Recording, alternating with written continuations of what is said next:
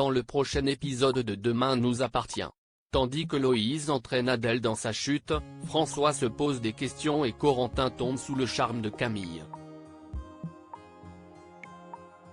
Attention, les paragraphes qui suivent contiennent des spoilers sur l'épisode de Demain nous appartient diffusé lundi soir sur TF1. Si vous ne voulez rien savoir, ne lisez pas ce qui suit. Lundi 30 octobre dans Demain nous appartient. Adèle ou Héloïse entre la vie et la mort ? À l'hôpital, Héloïse est sur le point d'injecter un produit mortel dans la perfusion de Bart lorsque Nord débarque dans la chambre. Comme à cette heure-ci les visites sont terminées, Héloïse lui fait croire qu'elle n'a pas vu le temps passer avant de prendre la poudre d'escampette. Le lendemain, Roxane se rend au chevet de Bart. Nord l'informe alors qu'Adèle était ici la nuit dernière puis précise qu'elle était particulièrement stressée. Immédiatement, Roxane comprend que l'infirmière parle de Loïse et lui explique qu'elle est potentiellement dangereuse. Elle lui demande donc de prévenir la police si elle venait à revenir. Au moment où Roxane s'apprête à sortir de la chambre pour informer ses collègues, Bart sort du coma. Une fois qu'il a repris ses esprits, Roxane lui parle de Loïse puis lui raconte toute l'histoire. Tandis que Bart réclame à voir Adèle, Roxane lui fait comprendre que ce n'est pas une bonne idée car elle craint qu'il ne la confonde avec sa sœur jumelle. Reconnaissant, Bart remercie ensuite son ami de n'avoir jamais douté de lui.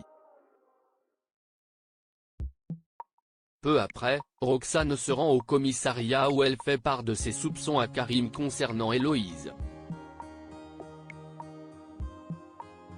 Sans attendre, le capitaine Saïd convoque Adèle. Comme la jeune femme était dans son atelier hier soir, les policiers ont désormais la preuve que Loïse était dans la chambre de Bart et qu'elle a essayé de le tuer. Lorsque Karim lui révèle que c'est sa sœur qui a tué Fabio et Teddy, Adèle tombe des nues.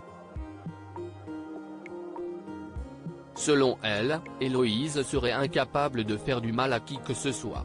Elle ment ensuite à la police en leur disant qu'elle ne sait pas où loge actuellement sa jumelle.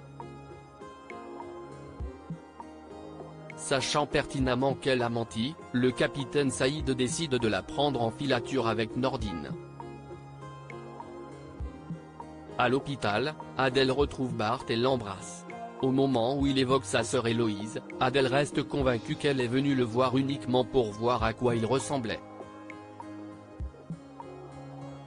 Bart tente bien de lui ouvrir les yeux mais Adèle a besoin d'avoir une discussion avec sa sœur avant de donner son adresse à la police. Adèle donne donc rendez-vous à Héloïse chez elle et exige quelques explications. Cette dernière reconnaît alors avoir tué Teddy et Fabio car il les éloignait l'une de l'autre.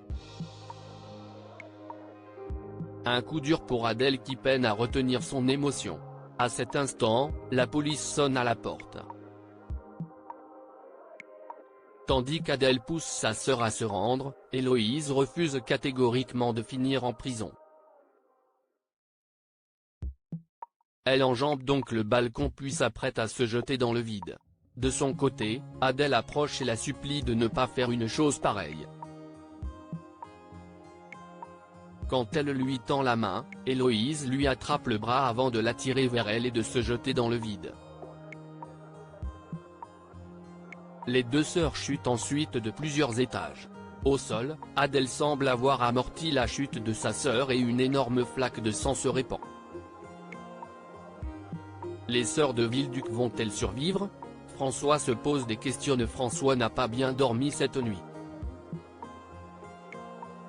S'il est encore perturbé par le baiser qu'il a échangé avec son ex-femme, ce n'est rien comparé au message qu'il reçoit dans la matinée. En effet, Soisic lui écrit « Après ta bouche, c'est ta peau que je veux retrouver ». François débarque donc à l'hôpital puis prie Soisic d'arrêter son petit jeu.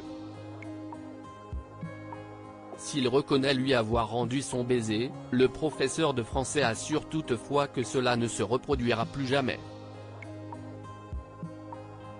Il lui répète également qu'il est très heureux en couple avec Charlie. De retour chez lui, François semble se poser des questions et ne cesse de lire le message de Swastik. Lorsqu'il reçoit un message de Charlie, il se montre plutôt froid dans sa réponse. En fin de journée, Charlie rentre à la maison après une petite virée shopping. Avant qu'elle n'ait le temps de parler, François l'embrasse puis commence à la déshabiller tout en lui disant qu'il a très envie d'elle. Le couple partage alors un moment intime et retrouve sa complicité. Corentin tombe sous le charme de Camille et Corentin prend un verre au spoon lorsque Dorian s'invite à sa table. Ce dernier lui présente immédiatement ses excuses mais Corentin n'en veut absolument pas à Bénédicte pour l'effondrement d'Agnès Varda. Face à un tel drame, l'adolescent s'estime en réalité plutôt chanceux de s'en être sorti vivant. Corentin rejoint ensuite Jordan et Lizzie en ville. Après les avoir rejoints, Camille les questionne sur leur nouveau lycée. En apprenant que Corentin a perdu l'usage de son bras à la suite de l'effondrement de l'établissement, Camille, qui est touchée par son histoire, se dit désolée pour lui.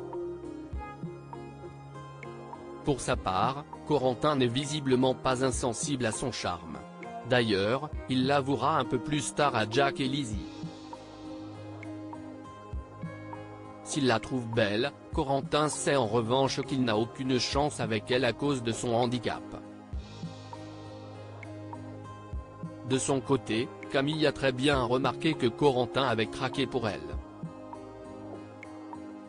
Même si elle le trouve plutôt mignon, elle n'est pourtant pas prête à vivre une nouvelle histoire.